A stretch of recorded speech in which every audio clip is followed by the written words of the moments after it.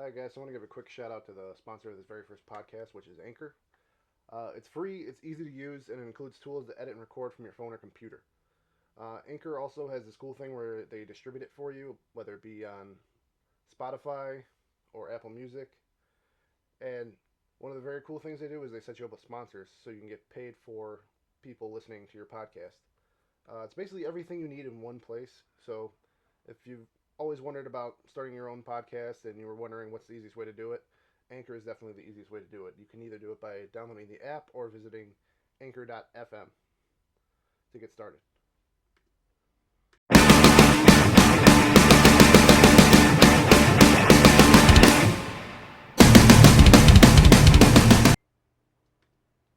All right, so this is going to be take number 3 for Chaos Cast, episode 1. The first one I did was going to be primarily talking about workplaces and like jobs, situations with them in this country. And initially the one I had recorded about it, yeah, it was like that, but it wouldn't really be enough to fit into it. It was mostly just frustration with how things are now. But after the last couple months, I think there's some other things that would be more in line to talk about right now, especially given right now with the pandemic and with the presidential election. So I'm gonna try and encompass everything with it. The last cut I did, there was a lot of interruptions. There was background noise outside, dogs barking in the house, people talking, outside, and it kind of gets picked up on the microphone because I don't have the best recording space. I mean, obviously, I'm like in the corner of my room right here, but that's something to work on in the future. I mean, obviously, I have to work with what I have, so I guess part of the disclaimer I should have is anything that's visible in the background, if I have to, even though probably not a lot of people watch this. These are my own views. These don't reflect anybody else involved in the background there. So I wanted to start doing this podcast because it's something that kind of interests me. It is kind of giving me an outlet to voice my opinions or share some information about either myself or topics I find interesting. And if it takes off, there might be opportunities later on for me to kind of interact with people more, get people to come in and discuss things and everything like that. But primarily, this will probably just be a thing that I do myself. Uh, what it's going to be is probably the video will be posted to YouTube, probably through Anchor and Spotify. Maybe we'll have the audio. Uh, the title of this podcast is Chaos Cast, which tagline for that is in a chaotic world, I'm here to help sort through some of the bullcrap. Trying to keep this PG so it doesn't get taken down or whatever. I mean, obviously, later on with sponsors, if I get sponsors and stuff when I post to YouTube, that might be I might be able to have more free range, keep it more raw. But you know, the initially I didn't really outline the first one that I did as much as I outlined the second one, and then this being the third take I'm doing on this because I wasn't satisfied with all the other things. I wanted to flow a little bit better, and I was rambling a little bit towards the end because I had to stop recording and then start recording again. So those are the issues. Obviously, if anybody that's watching this knows that Azrael Rain is not my real name, but you know, I dream one day it might be. Right now, it's primarily a stage name. And a little bit to go into that is I was like the name Azrael, and I was a big fan of Rain, and I thought spelling it like that looked cool as hell, so you know, why not? And then at the time, I picked the middle name Orion, so it's Azrael Orion Rain, because Orion was and is still one of my favorite instrumental tracks, and I always thought like the name sounded kind of cool, so that's where it kind of came to. I do recognize that the spelling of Chaos Cast is like 1K away from being like super questionable, but obviously goes without saying I'm not someone who believes racism is something that should exist in our world, but it does, and I think it's the best for all of us if we're united in standing against racism of all sorts. You know, I've been a victim of racism growing up myself, being of mixed background, being both white and Latino. And it's not just basically it's not just something that white people can be racist. Anybody can be racist no matter what color the skin no matter what color their skin is. But I think we as people should follow the ideals that were brought forth during the civil rights era movement about especially with Martin Luther King Jr. talking about, you know, dreaming of a day when we're not judged by the color of our skin but the content of our character, and I strongly agree with that. People should be judged by the type of people they are, not what color their skin is or what religion they follow or any of that other their sexual orientation, any stuff like that. And it's kind of crazy that it's still something that exists in this world where people are so intolerant of each other. And religion plays a big part in that. Not saying everybody that's religious follows, you know, stance against homosexuality or whatever other things out there, you know. I myself, I'm an atheist, but I believe you're entitled to believe whatever you want to believe, and I won't push my views on you if you don't push them on me. And that's always been a big thing. And that's not to say I've been an atheist the whole time. I was religious at one point or another, but being who I am, I question everything, and anything that doesn't make logical sense to me or doesn't have enough evidence to present itself as fact, that's why I don't believe anymore. But I get it. Everybody wants to know the answers to every question they have, but you know, sometimes we can't find the answer or there isn't a right answer to that question. And I think it's out of that fear we look towards finding something. And again, this isn't a slight at religion. This is just like some people, they don't care whether they have factual evidence to prove something or not. They'll latch themselves onto it because it's something they believe in and something that makes them feel better, I guess. But, well, here's how lame I am. I actually made a custom t-shirt. It was mostly for me. It's not something I probably market and sell unless people like it or something, but there's the logo. And there's the swear word I couldn't say myself, as well as one of my favorite words is on the back. And that's going to be the main goal of this podcast is I want people to be able to think for themselves, not follow this like hive mind ideal that I've seen a lot, especially when it comes to some, not all, Trump supporters. They've had that hive mind where anything that he says, they follow without questioning it at all, even when presented with evidence that points to the contrary of him not telling the truth. And trust me, there's plenty of evidences that he's been fact checked. His claims have been fact checked and everything like that and proven to be false. I'm not saying he lies all the time, but he does a great frequency, as do most of these politicians. The original premise of it was because it came from a space where at the end of last year I was kind of like on the verge of a mental breakdown. I've been battling with depression, you know, most of my adult life. I mean, it started around the age of 13 when I was a teenager and things like that. I mean, but we can go more into that a little bit. This is just as it pertains to work. I mean, possibly there might be a podcast where we talk a little bit about mental health and, you know, things that can help me with what I go through.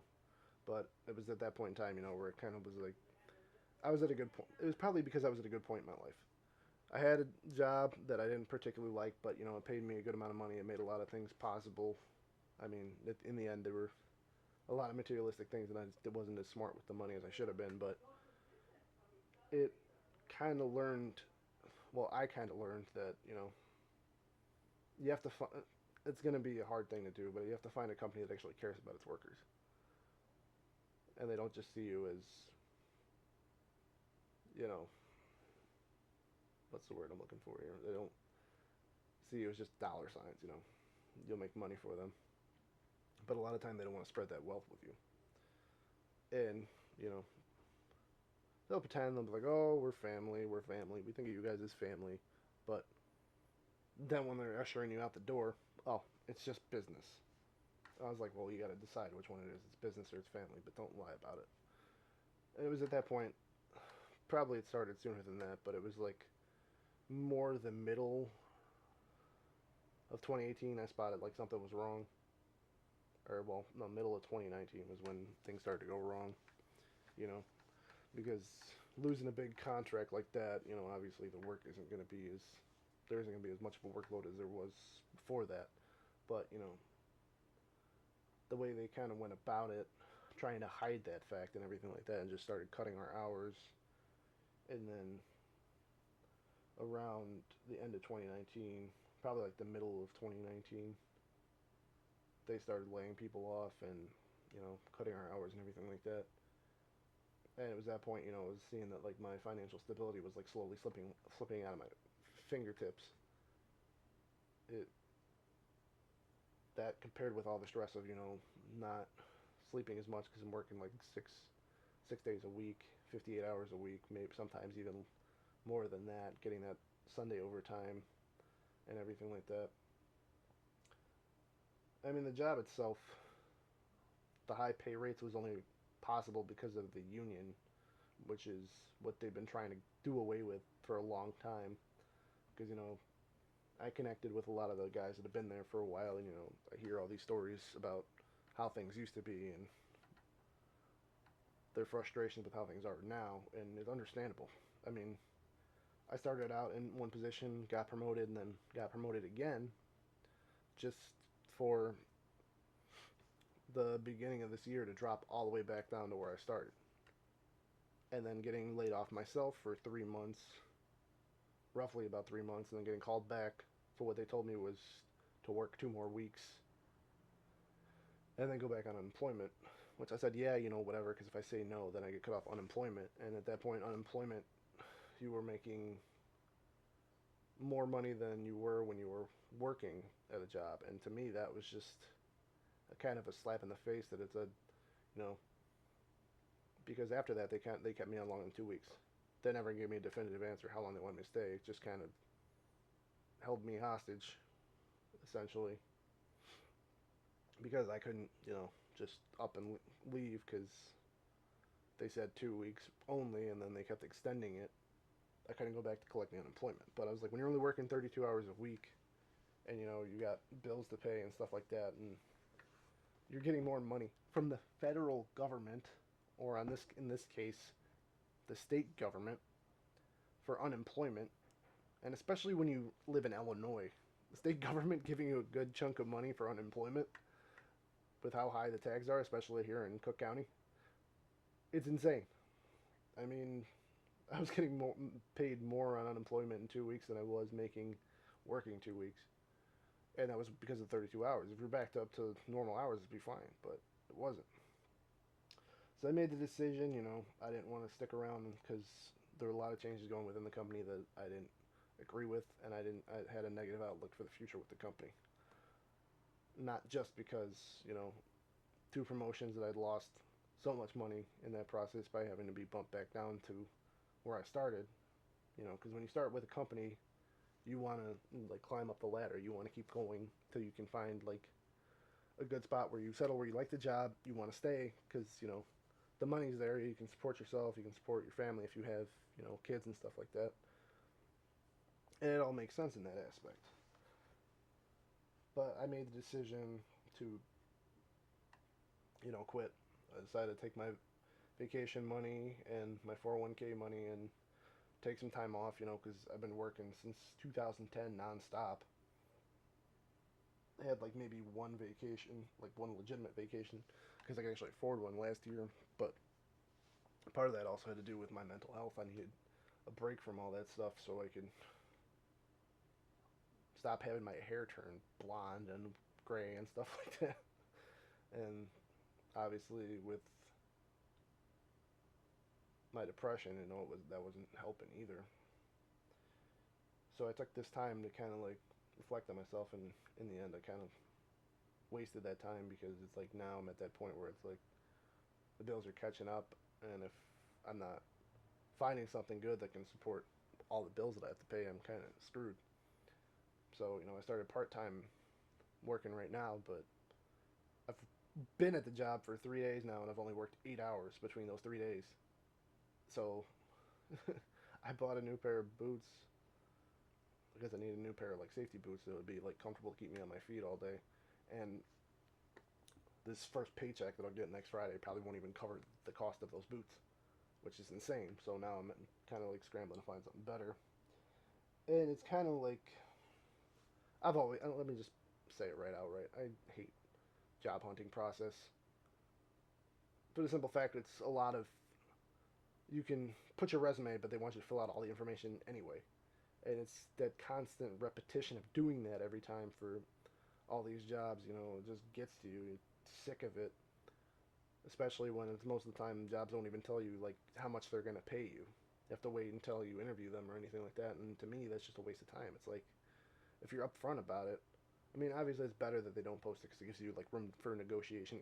But that's why they do it, so they have room to negotiate, your hourly rate or your salary or whatever. But at the same time, there's probably jobs that would have been a good fit, but I overlooked them because they didn't tell me how much they pay. But a lot of times I still apply anyway, and then when we get that first initial phone call, we talk about it, and I'm always upfront about it. I'm like, hey, the job's too far, it's not paying enough. Then I'm not sorry, but thank you for your time.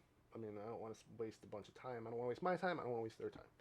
That's why I kind of wish it was a little bit more upfront, so it made it easier to find the jobs that that's the pay you're looking for with the right distance and everything like that. But when you didn't graduate college, because honestly, the education system, that's a whole different story for me. That's a thing for another day. I mean, I went to college, but I only went for a year, and then I kind of just decided, it'd probably be better off just working to earn money and then go from there, and then maybe pick up a trade school somewhere down the line. But obviously, I haven't got to that point. But most of the stuff that I want to do with my life, there's not really a set job that would help me get to that. It's kind of some things I have to do on my own. You know, Performing music, obviously, it's a big part of who I am. In case you didn't know, it's the good heart case right here. But like other stuff would be, I mean, I'm working towards possibly streaming stuff and making more YouTube videos as I come up with ideas. But sometimes I have major writer's block and I can't come up with anything. So a lot of that has to do with that. But I mean, my frustration right now is being at that point. And honestly, it's my fault for not like looking into jobs sooner. So that's kind of the pickle I'm in right now. But the things that I've been seeing a lot, especially when at one point they were calling this pandemic a hoax, I just laughed because I'm like, there's no way anybody is stupid enough to believe that they would have just made up a pandemic and just letting a bunch of people just to kill a bunch of people to have some sort of agenda and everything like that. I mean, there's honestly people out there that think by wearing this mask when they have to go out in public is a form of control. I was like, if you want to talk about control, talk about how high the taxes are, how much we have to get taxed on everything, and you don't think that's a form of control? You think them making you wear a mask in public is control? Well, I got news for you. That's the furthest thing from the truth. I was like, wearing this, whether it's not 100, it's not even 100% effective. That's been scientifically proven. But well, let me put it this way: if you were going to Well, let's say, and I know this is kind of a controversial topic right now, if you were a police officer and you know there was a possibility of you getting shot at, 50-50 maybe, but you didn't know if they were going to have like armor piercing rounds or whatever, would you wear a bulletproof vest? Yeah, you would. But is there also that present risk that they might have armor piercing rounds that can go straight through that vest? Yeah. But what do you think is better, wearing that vest or wearing nothing at all and just taking your chances? Exactly. But the whole mask mandate is mostly kind of in the realm of like the seatbelt laws. I don't really know if there's that many people that are that adamant about not wearing a seatbelt when they drive, given that they know what can happen with if they're getting into an accident and they're not wearing one. But they put it in place to help protect people from themselves. Essentially, is what they're doing. Because there's the people that are that careless that don't really think outside their own bubble. They're fully willing to put people at risk. Me, I have parents in their 60s. Parents that suffer from an immunodeficiency disease that puts them at a high risk for dying from this outbreak. And I know there's other people out there that have family members like that too. That's why I never questioned wearing a mask. Because I'm capable of thinking about other people besides myself. And if you aren't, you need to take a good, hard look in the mirror and ask yourself why. Why am I that selfish? That I try and pass this false rhetoric even though there's scientific evidence everywhere you look proving that whether or not this thing has a high percentage of death to it, look at the numbers. You can try and say they're inflating it as much as you want, but the fact of the matter is a lot of people have died from this. And not just that, there's some people who have gotten over it and they're still having issues. They'll probably have issues for the rest of their lives from the damage that it did to their body. And they're trying. They're trying to keep it from spreading any further than it already has, but, you know, this administration really dropped the ball on that.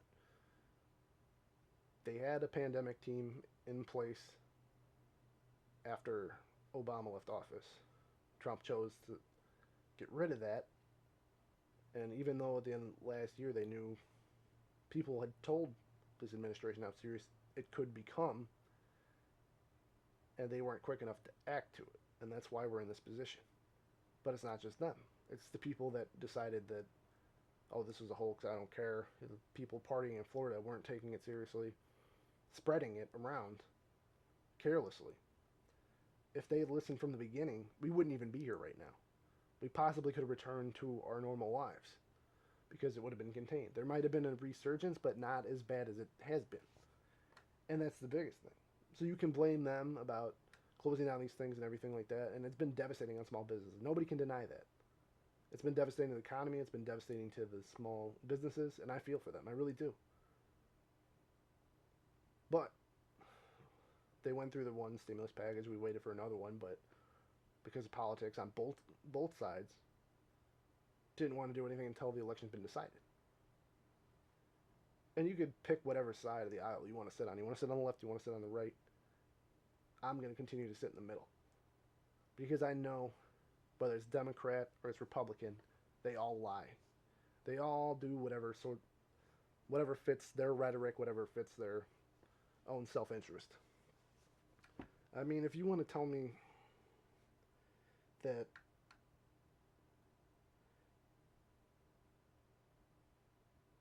the state of the economy is to blame on just the Democrats, no, it has to blame all of them. The state of the economy has to do a lot with corporate greed because it favors large corporations and pretty much screws over the people who make those corporations succeed, all the people that work on the bottom line. And it's crazy that there were people that are blue collar Americans that stood behind Donald Trump, who's essentially a businessman who made a lot of money, him and his father, off of conning people, running tax schemes and everything like that. I mean, there's even lawsuits going right that are in process right now that will probably continue if indeed this election is decided in Biden's favor, which it pretty much seems like it, because their main contention why they don't believe it is they want to claim widespread voter fraud. And a lot of it comes back to the 2000 election. They're trying to quote that as the possibility that it'll sway the election. But what a lot of people don't know, especially if they didn't do the research, is that the Bush Gore presidential election was super, super close. It all came down to one state, and that was Florida. They had started the recounts where Bush was like about 900 votes ahead of Gore.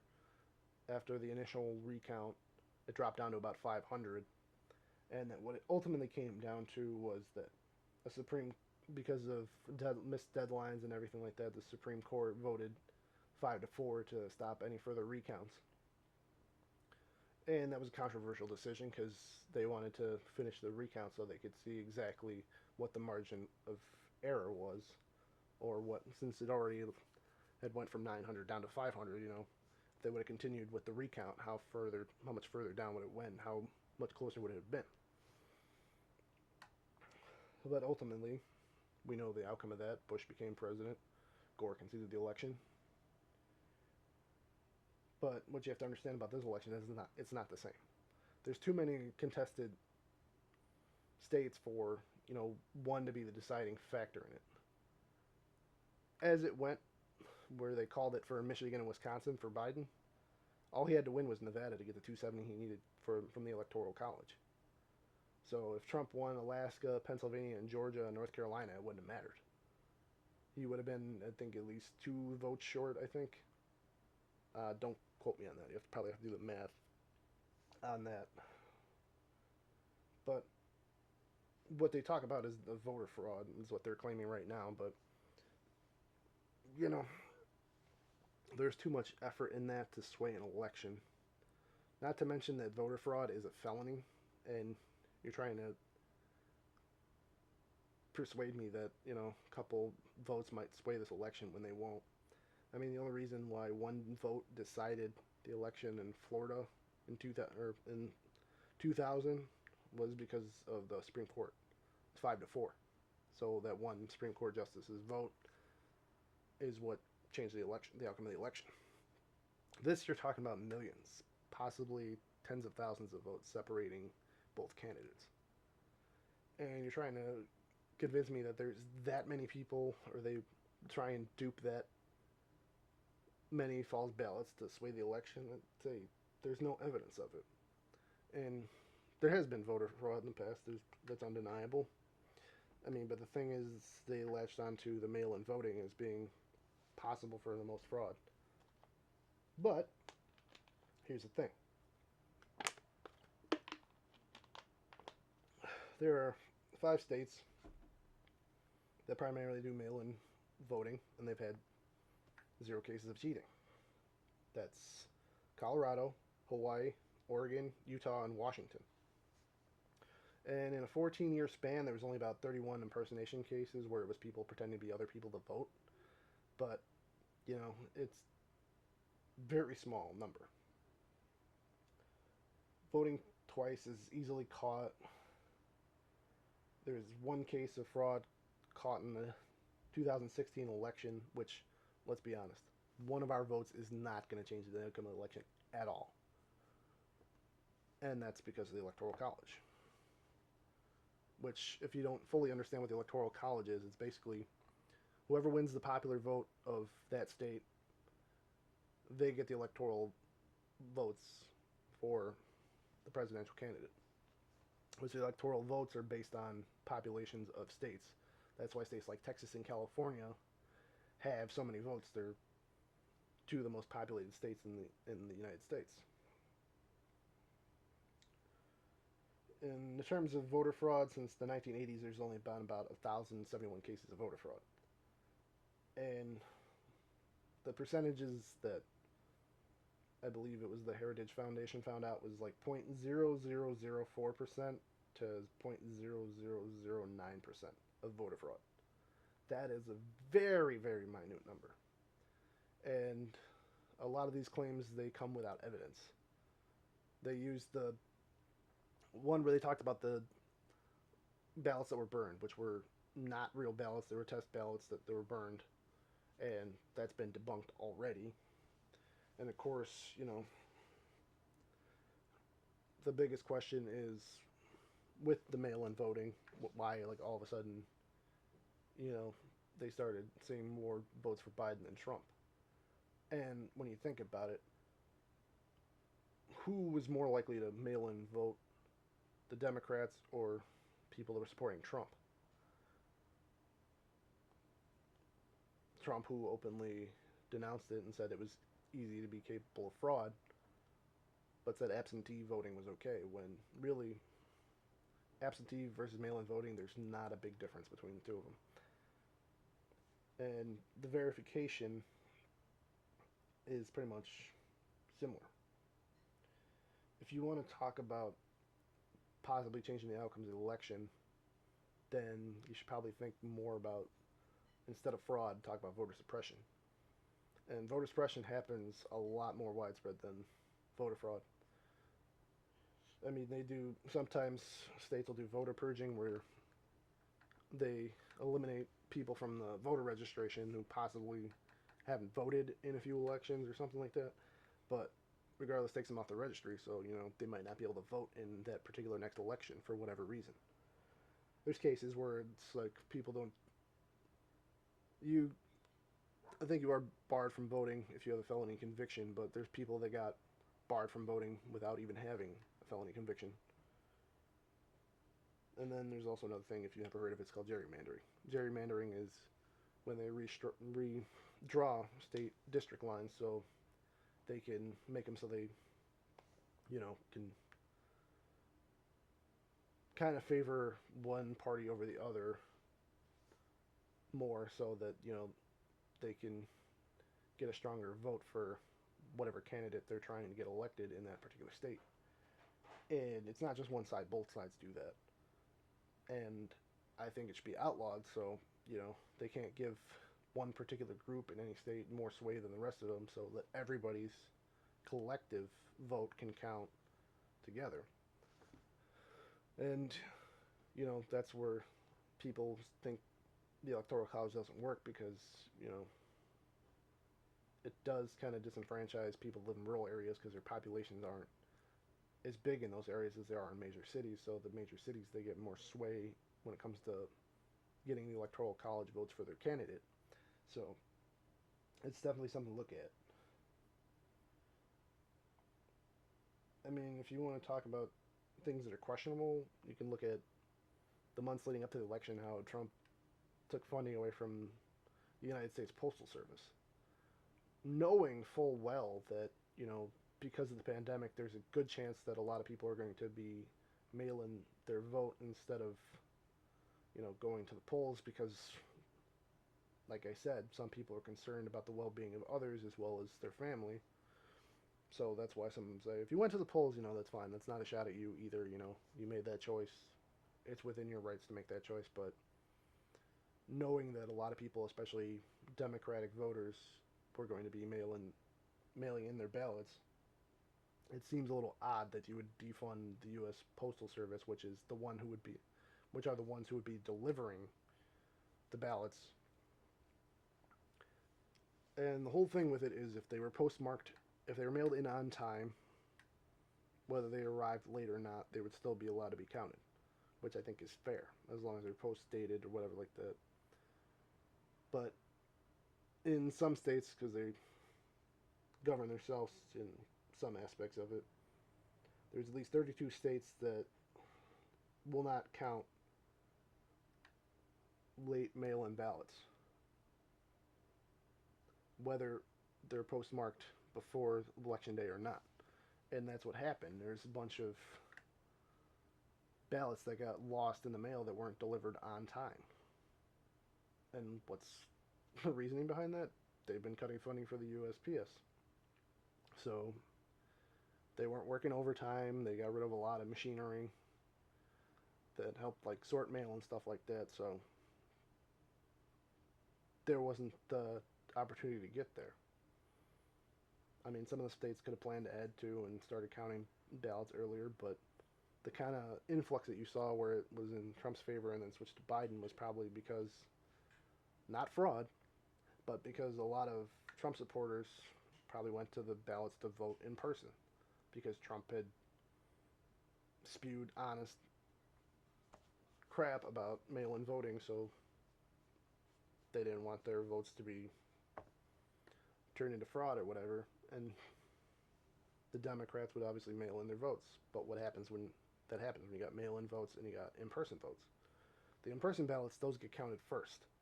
So that's why Trump had a lead early on. Once they finish with in-person, then they go to the mail-in ballots. And you look at that. If the Democrats were more likely to mail in their ballots, that's why a lot of the mail-in ballots would be for Biden. So that comes down to everything that was involved there. And now it's kind of getting to that boiling point where it's like they want to claim fraud, and even Trump himself said that he wouldn't accept the outcome of the election unless he won.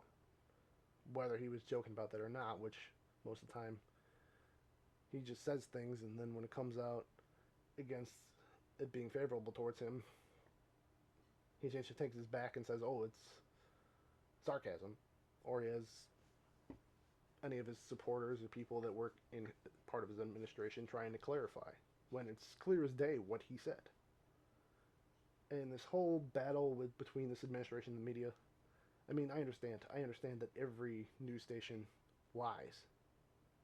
But what I don't understand is they'll call every news outlet fake news, but a lot of times they're like, "Oh, where do you get your news from?" Fox News. I was like, "Really? Fox?" Fox has been proven to lie more than any of the other ones.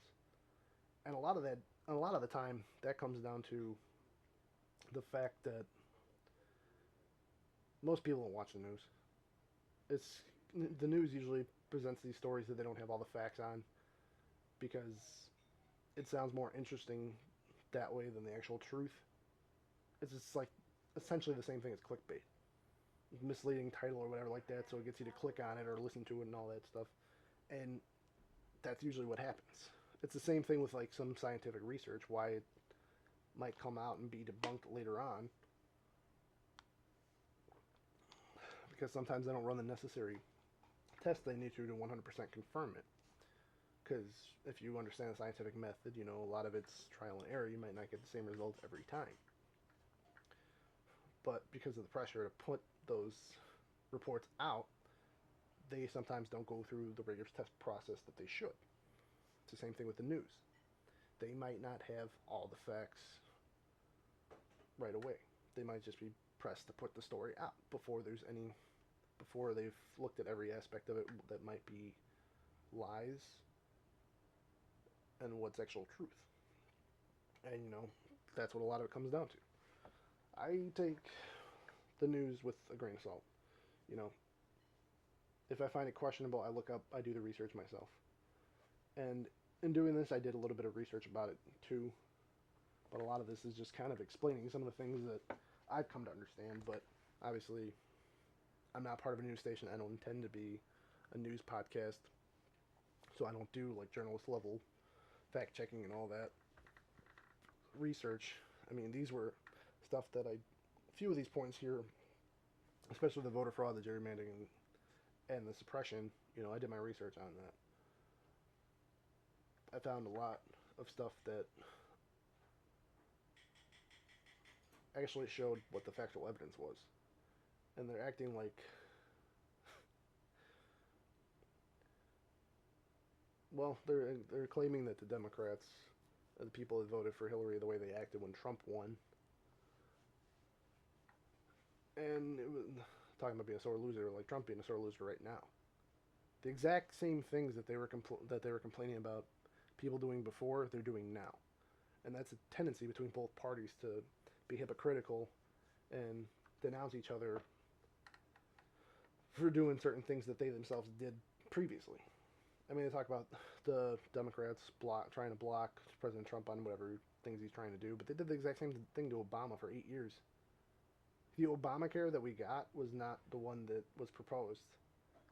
They had to keep shrinking it down until they could get the Republicans to sign off on it because there was that opposition.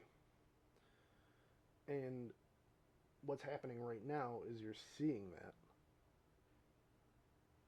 It's the 12th of November, and we should be at a different point in this election process than we are right now. They want to do the recounts, I'm all for that. Make sure that things are on the up and up. But stop spewing these lies and trying to convince everybody that the election was stolen. If you want the recounts to happen, let them happen. If there's voter fraud, let it be presented. Let them find the evidence. Don't just claim there's evidence because of things that are posted online, especially Facebook. Facebook's not a good source of news anyway. It's mostly opinion pieces that usually are targeted to whatever you agree with. The biggest thing that I've seen is Trump's.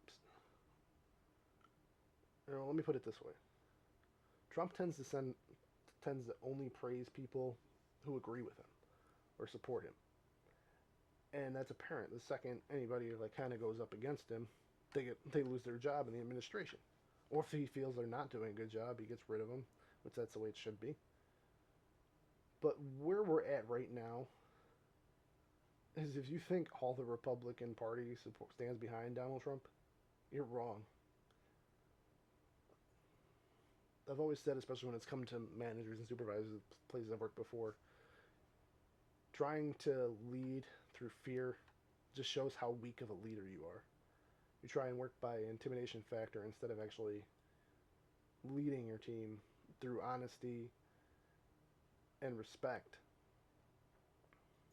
And he's attacked plenty of people. I mean, if you look at stuff going on before the 2016 election, there were a lot of people that are on his side now that were denouncing him during that time period. And why did they flip? They saw a benefit for themselves in it. It's undeniable. That's the only reason why the Republican Party's been standing behind him, because they know if they speak up against him, his reach is so far and then his base is so big that they'll turn against him too if they turn on Donald Trump. And to me, all the stuff I've seen with Trump supporters is like, not all of them, but some of them, they behave the way a cult would. They see no fault in him even though he lies. He's done things that are morally wrong that have been proven and all that thing. It's just like, how can you support someone that acts this way? And in no sense of the word am I behind Joe Biden. I mean, if I'm completely honest, I didn't vote in any elections since I've been allowed to vote. It was like mostly because during the Obama administration I really didn't pay much attention to it because, that's when I was just turning 18 and, his whole presidency, I didn't really pay much attention to politics, but now it's actually like something that's affecting the country, stuff that I'm noticing now. I'm getting more involved in it. But a lot of the problem I think that we have in this country is that some people like to see a problem in something that has no effect on them whatsoever. It comes down to stuff like gay marriage, abortion, stuff like that. To me, if it doesn't involve you, it's really none of your business. People should be allowed to live their own lives free of discrimination, prosecution, or obviously there's exceptions to that, like white supremacists. I wish they would all just disappear because they just make themselves look stupid. They make us look stupid as a country. Because there's that old Nazi era way of thinking. And really, I don't care what people do in their private lives. It's none of my business, People have their own choices to make, and, it isn't really up to everybody else. And that's the thing that bothers me a lot, especially when it comes to religions trying to push their views on the rest of us that don't believe the same thing we do. Because it's what they believe in. They think everybody else should think that way, but no, that's not how it works. I think if religion wants to get involved in politics and the way the government works, then they should be required to pay taxes like the rest of us do. You want a seat at the table, you got to pay your taxes too. If you want to keep your exempt status, then, stop trying to influence everybody else to believe what you believe when we don't. And part of that's from George Carlin. Honestly, George Carlin was ahead of his time. He always knew how to see through all the crap, and, you know, he did it in a funny way, but there's truth to what he said. And I agree with that. I think if you want to push your religious views into the rest of us in this country, then you shouldn't have to pay your fair share of the taxes. You pay your taxes, then you can put your opinions in the forefront. Till then, worry about yourselves. Worry about the people that follow your religion. Whatever you guys believe, that's up to you. What the rest of us believe, that's up to us. There's a separation of church and state for a reason. If you don't want the government placing laws on the way you guys operate, then, it goes both ways. You don't get to do that. And I stand behind that. But we're at a point right now where things are chaotic. Even more chaotic than they've normally been. And I think that's part of the reason why I chose this name for the podcast. Because I understood that things are going to be difficult right now. I have a grim outlook on 2021 at this point. I don't know what's going to happen. I'd like to think there's a brighter future ahead, but all this stuff going on, I don't know. People constantly spew, don't be a sheeple, wake up. I was like, you follow people that don't even present you any element of truth. You just follow them blindly. And that's the definition of being sheep. Well, metaphorical meaning to it anyway. Me, if I doubt something, I question it. I look for the answers myself. I don't just believe everything I'm told. Ask my teachers in high school. They'll tell you the same thing. They'll tell you how stubborn and how I questioned a lot of things, but, a lot of time I was quiet too. And I guess this is partially an outlet for me to kind of voice my opinions, because most of the time I don't, because I don't want to get into arguments with people and drain time out of my day trying to explain something to them when they're just going to believe whatever they believe, despite what you prove to be the contrary of what they believe. It's a waste of time. It's a waste of energy. This at least gives me the option where I can say what I need to say. And if you don't agree with it, or you don't want to listen to it, you can just close it out. You don't have to listen to it anymore. But in the instance that you do agree with some of the things I say, or even if you don't agree, it's open to discussion. I never shove people away that have opposite viewpoints from me. I try to hear their side first and then make my decisions after that. If you want to have a discussion about it, but, as long as it's not us yelling at each other, trying to call each other idiots or other names and stuff like that, then, I'm open to that. You need people in your life that challenge you, because it helps you become a better person. They help you see from a different perspective to see, if there's things within yourself you need to change. But with that, it becomes your decision whether or not you want to change or not, given what's presented to you. And a lot of what this is, a lot of the GOP, they're afraid. They're afraid of standing up against Trump. They're afraid of what will happen if the election results do turn out in Biden's favor. They're worried about what happens if the Democrats take control of the Senate. I said, stop worrying about your seat of power and worry about the people who elected you in these offices. Do the job that you were voted in to do. And that applies to both sides. Instead of fighting among each other, trying to paint each other as the devil, come together so that we can show ourselves why we're called the United States. And right now, it's been a divisive couple 4 years. It might have been divisive before that. You can argue that, sure, but especially in the last 4 years, it's been very divisive. We've been divided as a nation, and that's dangerous because then what are we accomplishing fighting among ourselves again? Nothing. Nothing gets done. Nothing changes. If we can't come together, nothing will ever change. You can blame whatever side you want, but they're all a part of it. If you want these people gone, you need to come together collectively to get them gone and bring in people who you think will work in your best interest. That's why we are representative democracy. We're electing people to represent us. And if they're constantly dividing us, that's how it makes it easier for them to take control of everything. So, the biggest thing I want, if you actually made it through this, I know I'm coming up on the hour mark. I've been sitting here talking the whole time. I think I've been a little bit more articulate than I was in the other one, where it was a little bit more interruptions, and towards the end I was rambling. But if you take anything away from this, if you made it all the way through, the only thing I want for people is for them to think for themselves for once.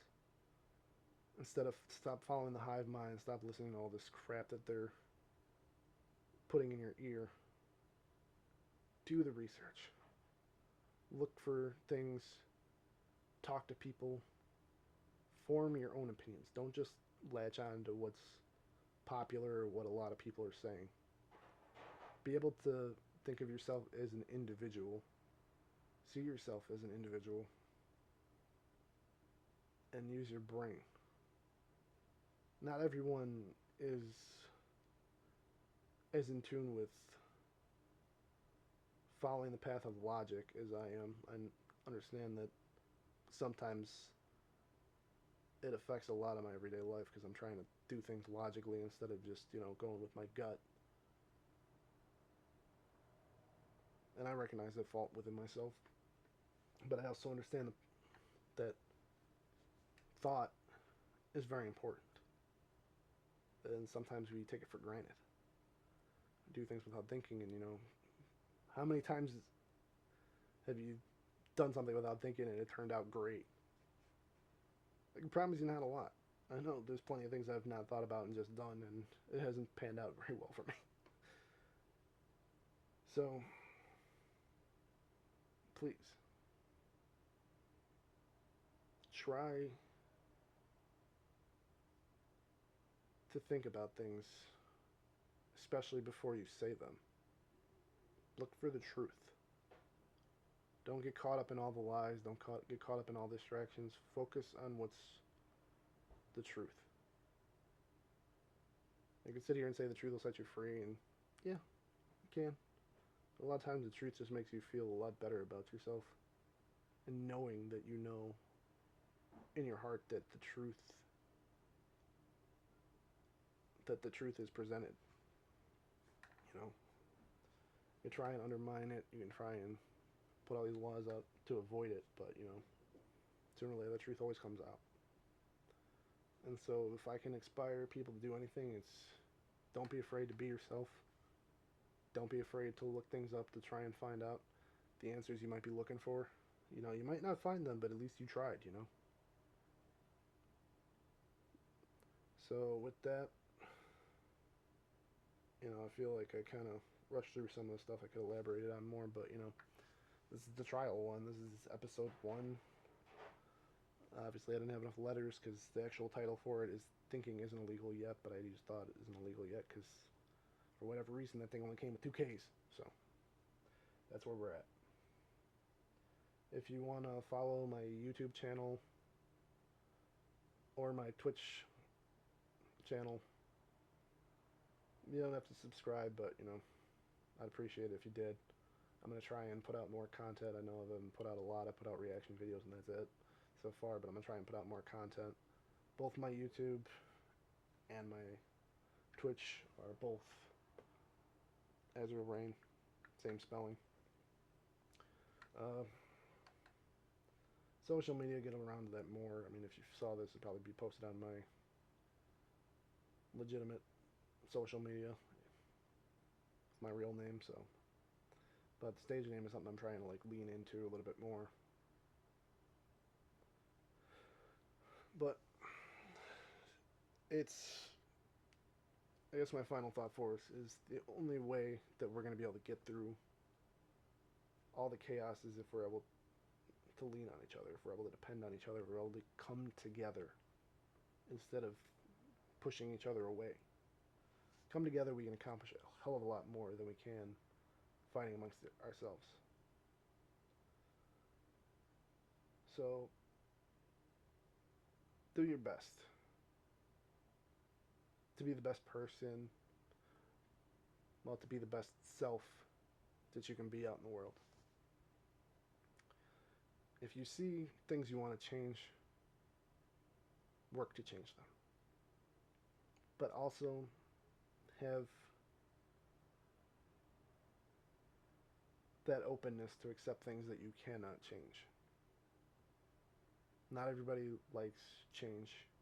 I understand that. But change is constant.